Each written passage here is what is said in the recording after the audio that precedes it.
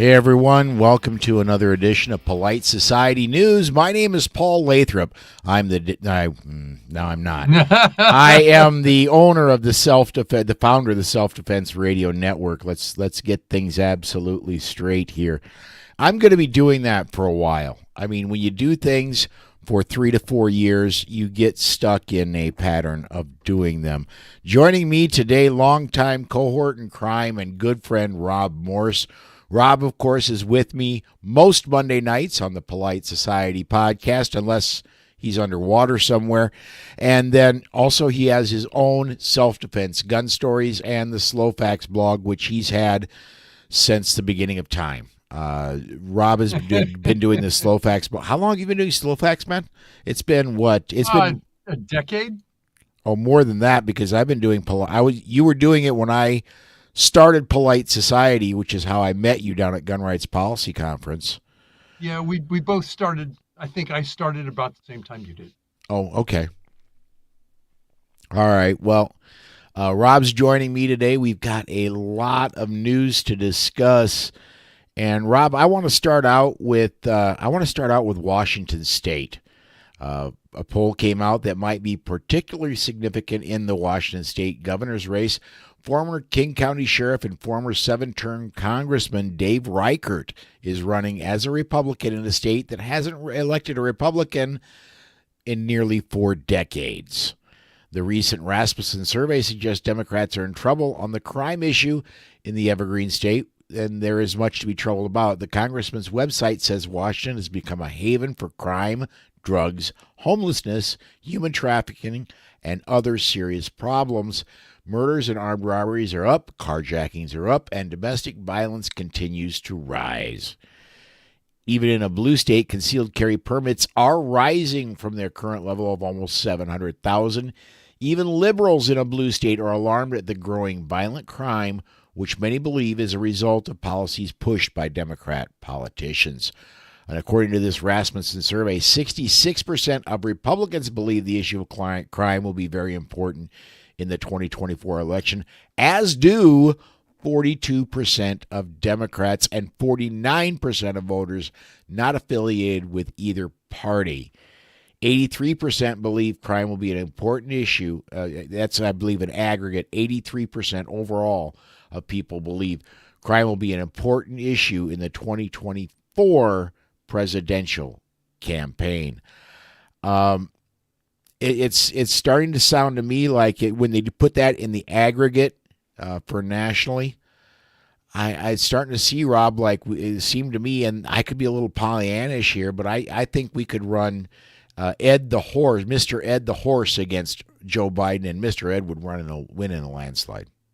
They tried that in Pennsylvania. He wears a sweatshirt now. Oh, sorry. That's a brain injury. Well, Democrats do have a problem. They said, this makes a great press release. Let's run with it. Despite reading history and saying, man, we tried that before. It failed like a mess. It stinks when you actually try it. So now they've got a bunch of, look, if someone said, look, we're the new Democrats who threw away all the things that didn't work, well, we still like to be your friend and have your vote. I think they might win. But if you're tied to all those fixed beliefs that have failed, one of which is, oh, yeah, no, criminals, they're no such thing. They're just people down on their luck. They need sympathy. You know, one thing our society eventually will have to hash out. And I hope politicians will talk about it because we need to have this discussion. The notion that drugs and taking them was a victimless crime, I understand where that came from in the 60s and early 70s. Our experiences said anything but. Now, go ahead. We had a perception that everybody coming across our border was here just to work. Mm-hmm. We got to have those discussions. I'm going to say on the drugs front, now that my muzzle is off, on the drugs front, I'm going to say this. There is a gradient in drugs. Marijuana, I equate very much with beer. I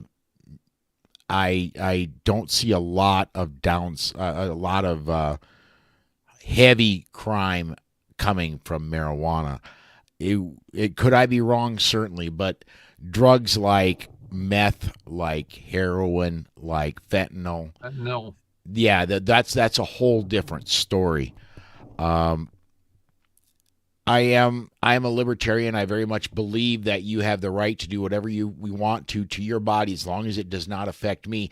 Problem is, so many people when they do take drugs, it does affect me. Right. So in the land of theory, I'm with you. As a foster parent who almost all my foster kids had their parents had messed up their lives to some degree or other with drugs. In many cases, there may have been an underlying mental health problem and the drugs just made it worse. Sure. Where, Yeah. where do we Self want to go? medication rarely works. Yeah. Let's do Illinois next. You want to read that one, bud?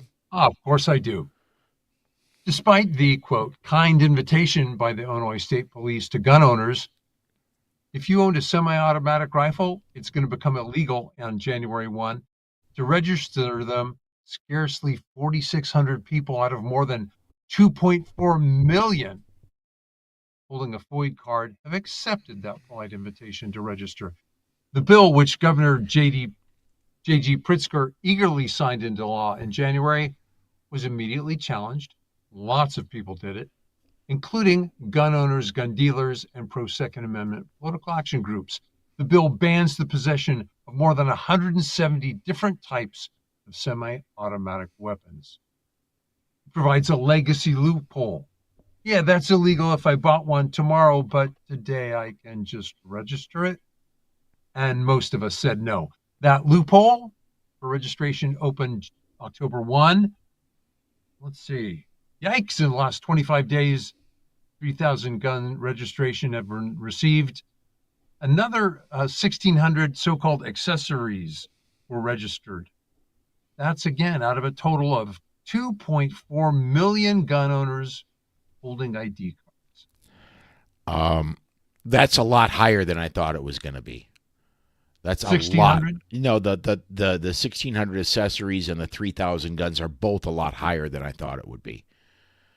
I honestly thought this was going to be New Jersey number 2, where the New Jersey said, "Look, you can keep your bump stocks. You just need to register your bump stocks," and they got a total of 0. All right.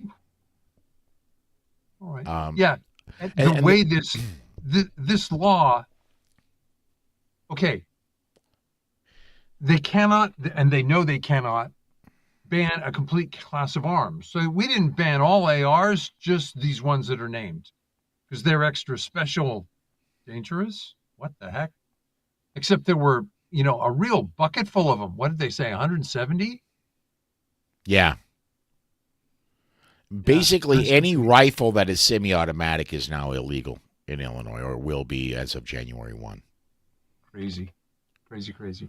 And what's so frustrating is we've had judges who clearly said that violates the Constitution. You can't do that. It's enjoined. And then is it the Seventh Circuit in Illinois? I think so. Or a 3-judge panel would say, so you're violating their rights. That's fine. Yeah, And the Supreme Court has decided not to intervene in those cases. Warsaw Patriot has a comment I want to get up. He says, "Rob, they banned every semi-automatic rifle you can think of." Yep. That's yeah. why I don't live in Illinois. Another good reason not to live in Illinois. Yeah. And this is going through these lawsuits. There are at least 3 of them that are backed by major gun rights organizations. There's one on the state level that is going to be going before the state Supreme Court. The chances of it there, almost none. There are 2 in the federal system, and they're both in front of the Seventh Circuit now. I very much expect the Seventh Circuit to maybe do the same thing the state Supreme Court did, but I take heart in that there is a similar challenge in California and one in Maryland, and there's going to be a circuit split somewhere where somebody's going to declare that you cannot ban semi-automatic rifles. Somebody's going to declare you can, and then the Supreme Court will be strongly encouraged to take it, and they will.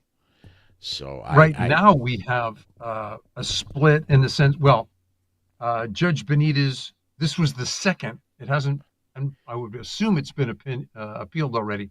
Late last week, Judge Benitez, in his second group of rulings, said, "Yeah, that assault weapon ban, no go." I think his earlier ruling on mags, and he said it in the second ruling. It goes, "If this methodology sounds really familiar, you're right." Um, it's been appealed. I don't know that the so-called en banc in the ninth has overturned Benitez's stay on assault weapons. Now, here's what's interesting. Talking about losing small, I think that Benitez's ruling actually applies in Washington State and Oregon. It does. As long as the Ninth Circuit does not take it up en banc, and then the appeal had. You're right. The appeal was filed Thursday night. Okay. And if the en banc and there's I don't know if this is going to. I know the original ruling about the magazines is going directly to the 11-member en banc panel. I do not know whether the assault rifle ban is going directly to an en banc panel. It'll be a 3-judge panel first. And Warsaw Patriot, man, he's on fire tonight. Let me get this one up. Hey, Paul, can you flip me? Yes, sir. He says, Benitez even mentioned the Illinois case with the strike down on the California assault weapon ban. Yeah. Right. And watch Rob closely as, boom, he now looks the correct direction. That way, when I'm looking this way, it looked right. Okay. Thank you, sir. Yes, sir. All right. Now, I'm going to go ahead and we're going to jump off to our next story, and I'll talk about this one. El Paso, Texas has organized a cheap gun opportunity for Saturday, October 28th. That's, by the way, this coming Saturday. The event is expected to be memorable because of the amount of money available and the short time allotted to expend the funds. This is from KVIA.com. County commissioners unanimously voted to use $300,000 of the American Rescue Plan Act funds to establish the new program. With the funds, they will purchase gift cards to give to those who voluntarily turn in guns at their events. The flurry of gun turn-in events, called buyback in an Orwellian word choice, is fueled by the $1.3 trillion boondoggle of the American Rescue Plan, the destructive politics that are causing food, fuel, and housing prices to skyrocket is being used for these propaganda projects. The American Rescue Plan is a direct cause of inflation, and of the $300,000 allotted to this program, $120,000 or 40% will be used for advertising the event and staff, according to KVIA. One thing they cannot do is they cannot stop people from going just outside the buyback, and I'm using air quotes there, and saying, well, that's a nice Sturmgewehr. Rather than getting $100 for that Sturmgewehr, maybe we should give you, I don't know, $15,000, $20,000 for it, and rescuing collector guns, and let's be honest, and rescuing, there are guns that deserve rescue. The junk gun that doesn't work, let it go. But good firearms that maybe have collector value or even have just regular self-defense value do not deserve to go for a $50 gift card to Walmart or wherever they're buying their gift cards from this week. And I love it that there will be gun owners there going, let me see what you got. They'll offer you 100. I might offer you 150. What you got? Yeah. And there were police that tried to hassle gun buyers. And these guys are smart enough to look back and say, officer, I'm about to start recording this exchange. If I've broken a law, arrest me. Other than that, I don't want to talk to you. Leave me alone. Uh, ha, let me get my two comments in here real quick. Uh, CNT Designs and Arms says, can the government buy back things they Right. never owned unless they think they own the people that own the items? Yeah, Love that you one. ka-ching, you win. And let's see here. Couple, get three more in here rapid fire because we're getting a lot of comments on this topic. What's the over under on the 3D printed auto sears on this buyback? Ooh. You know, Rob, we did have this has been a couple of years ago. Ooh. We had a guy that when they had a buyback, just put his 3D printers into overdrive Right. and walked away with several $1,000s worth of. I think these were Visa cards, Visa prepaid cards. Okay. So I think that Were they was the okay? So what he's saying is, hi, the ATF calls this a machine gun. yeah, Will you pay me for a machine gun? Gotcha. Yeah. I guess the force reset trigger would be the same. yeah. Um, and let me get this one up, and there we go. Even in the gun, even in the gun community, and Warsaw Patriot updated. He said that was a typo. It's even in gun states, there's always division. Well, keep in mind, this is El Paso. This is not exactly. Uh, this is kind of the liberal area of the state. That and Uh, Austin. yeah, it's large enough to have a liberal city council. Uh, what do you think in Warsaw Patriot? Um, where do you think there's division within? Oh, you mean just across Texas in the sense that it's not politically monolithic? True that. Yeah. All right, let's see here. Let me go back here, and you want to You would like talk to go to? to ATF? Yeah, let's do that one. You might remember back in 2011, it was we didn't break the story, but we were right behind it. David Kodria, Mike Vanderbilt were on it big time. They reported that the Obama Biden administration was deliberately selling automatic rifles to Mexican drug gangs.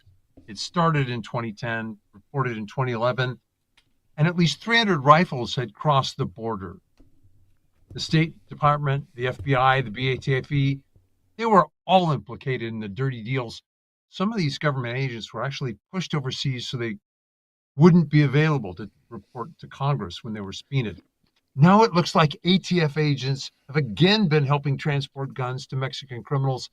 That was happening as late as 2017. Wow, talking about not taking no. This time there were US ATF agents in Mexico that were selling gun parts to black market on the Mexican black market for cash under the table. Uh, Wow. and Wow, that's crooked. if you all remember your calendars, 2017, there was a president named Trump in the Oval Office. Now, it was early in his term, but I think this is, how do I put this? Trump ran on cleaning out the swamp, and that is a humongous endeavor to clean out the swamp. Um, Well, it would help if some government employees went to jail. yes. Well, and again, the muzzle's off, so it would start by going with Eric Holder, Yes. who was the brainchild behind Operation Fast and Furious and the Attorney General at the time. Uh, that man needs to be in prison for the rest of his natural life. I agree. For what he's done. Well, Yeah, it's a little bit like the guy who kills his parents and then claims to be an orphan. We ran guns to criminals, violence went up, and instead of saying, "Oh my," well, The intent was to say, oh my, violence went up. We need to uh, regulate guns more heavily in the US. So it became a self fulfilling prophecy. It was outed, but yet the media carried water for it anyway. Shame on the MSM. Yeah. So we go to New York City here.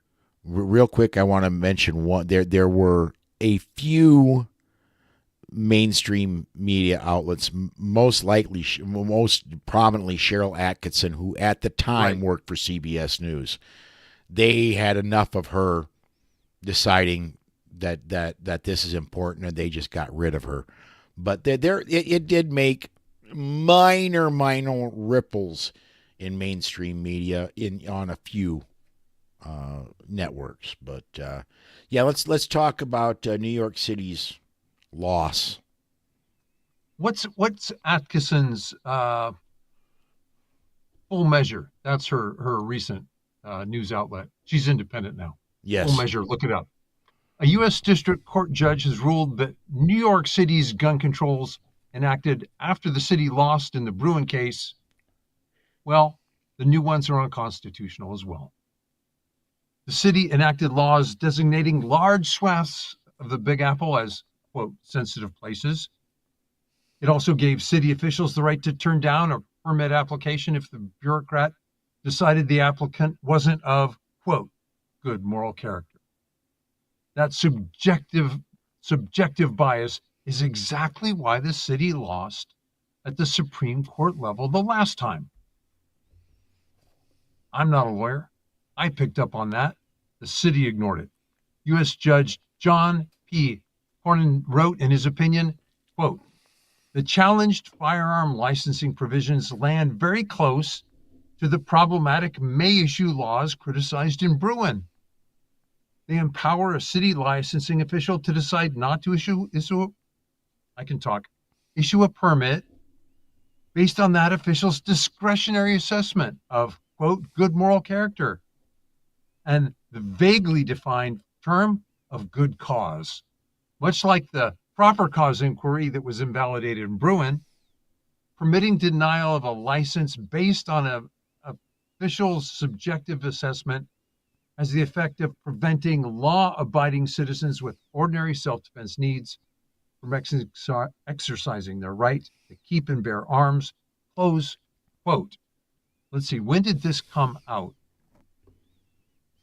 I want to double check when. That was yesterday. I bet it's been appealed already, Paul. I would be shocked if it hasn't been. Right. The look, the fact that you have to get a license at all to have a firearm is a violation of the Second Amendment. I don't believe you should have to have a license to carry it, let alone just to have one in your house, and that's where New York City is at. They're saying if you want to have a firearm in your house, you must first be licensed. And yeah, right. This is a purchase permit. Let's see. Are there separate purchase and residency permits, or do those happen at the same time? Because I couldn't tell Bruin you. was about carry, and I think this is just about purchase. And we could go back to Heller and say that Heller had an impact on that. In that, Oh, Heller absolutely. said you could not demand that a gun be disassembled and made inoperable inside your home. I would think this comes closer to Heller than it does to Bruin. Well, Heller was about gun bans. Okay. Bruin is about regulation of carry. So, yeah. All right, last one, and this one, ever since you discovered this one, not me, and I've been wanting to talk about this one. This is more rules for thee, but not for me. The aspiring Democrat politician, Democratic Governor Kathy Hochul of New York was spotted in Israel during a photo op. There she's seen wearing body armor. A sharp observer noted that New York Democrats signed a bill that outlawed civilians wearing body armor in her state. It is morally reprehensible that Hochul wear body armor for a publicity stunt while civilian volunteers standing guard outside a New York synagogue are there, in a windbreaker. By the way, Hochul also disarmed 19 and 20-year-olds who are now overseas fighting for Israel. Um, this is absolutely, I am better than you. That's what this is. I am your better. I am more important than you. I get this, you don't. That's exactly what this is. And the answer is, oh, no, I'm not better. But if you disagree with rules for me, you take it up with the attorney general. Let's see what she says. Right. Here, I'll fight you with state money. You put up your own. Yeah, it's absolutely, Paul. The hypocrisy would be, what was it? If New York Democrats didn't have double standards, they wouldn't have any at all. Yes, absolutely. Yeah, and there was a story, I believe we talked about it last week on Polite Society. There is a unicorn in New York City politics. There is a Republican. Right. Yes. That's on the. Is he on the city council? I'm trying to remember. She. Yes. City council. And wow, yeah, I didn't know that Democrats would allow a Republican to get elected in the city. Maybe they didn't steal all the votes. She has her carry permit. She's Jewish.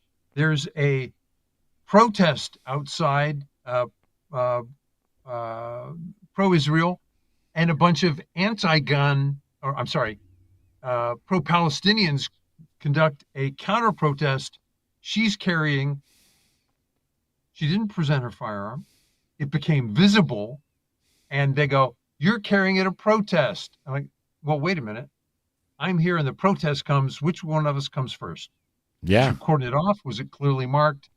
And again, it's we'll take your gun, we'll take your permit, see you in court. You have to explain it to the judge. So I hope she gets a fabulous attorney who says, wait a minute, this is precise. When people are shouting to kill you, this is precisely when you need to carry. There is no requirement that any government official protect you, even under those even those extreme circumstances. Did I get wound up? Sorry about that. And you bring up a fantastic point, Rob. And warning, we're not over time yet, but this may put us over. So, if you're planning on ditching at the 30-minute mark, you hang on with us for a little bit. There's been a video that has, in the last 2 days, come to my attention in Minneapolis, where I'm going to say an older gentleman, older than us, looks like he's probably in his late 60s, early 70s, is driving, and he comes across this Palestinian protest. And they immediately start surrounding his car. They open up his door. They start reaching for him. And the guy does what any sensible person would do, but he does it much more gently than I do. He starts rolling his car forward. And eventually, through this crowd of protesters, while they're beating on his car, he's able to get a clear line and accelerate away by a block or two. And eventually gets trapped again. But you make a great point. At what point any sane person is going to avoid a protest? What if the protest comes to you, like it did with this gentleman? I believe he's safe, but everybody on the protesters' side is saying he needs to be charged with crimes for driving away. He's supposed to, honestly, I believe they're saying he's supposed to give up his life for their political statement. He was remarkably restrained. Because if you step in front of me with sticks, if you touch my car, I'm going to probably just put my pedal all the way. Now, here's where it's interesting. I think you can hit my car. As soon as you hit the glass, I think that is considered a threat. And then your right foot can hit the floor. Yeah, and I was a professional driver for 20 years. I know exactly where the wheels are on my vehicle. I would be looking to make sure that my vehicle stops the threat of anybody who is uh, who is threatening me or anybody and the people in my vehicle. Right. Same as I don't I don't ever want to draw my gun for real for its intended purpose. I don't ever want to have to do that. But if I do, I'll be looking to stop the threat. If I have to use my car as an escape tool and also possibly an offensive tool, I'll be looking to stop the threat the same way. Who It is such a weird world where people think, "Oh yeah, we have a protest. We can stop traffic and beat on people's cars." I'm going, "Wow, you're just y'all haven't been down in the South much, have you? Because that'll get you killed. Please don't do that." All right, man. Well, we are, as I predicted, we're a little bit over time. But before we go, man, tell us about Self Defense Gun Stories. Tell us about the Slow Facts blog and anything else you want to plug, man. All right, I have my own show. You can come listen to me on Self Defense Gun Stories. Little snack food of a podcast, 20 minutes once a week. I'm on the Polite Society podcast with Paul. We run an hour and a half. My On a good written night. article on a, my written articles are at the slowfacts.wordpress.com. From there, they're picked up at Clash Daily and sometimes at Ops Lens. Paul, we always have something to talk about. It's been a pleasure. Absolutely. You're going to be out in 2 weeks, but we'll see you back here in 4 weeks when we do this again, man. Yes, indeed. See you then. All right. Thanks again, Rob. Everybody, thank you for watching. Podcast listeners, thank you for listening. Please do consider joining us Wednesday, Friday, and Saturday nights, Wednesday, Friday, and Sunday nights, 7 p.m. Central Time, when we do go through the news of the day on Wednesdays and the news of the week on Sundays. Thanks again, everybody, and we will see you next time.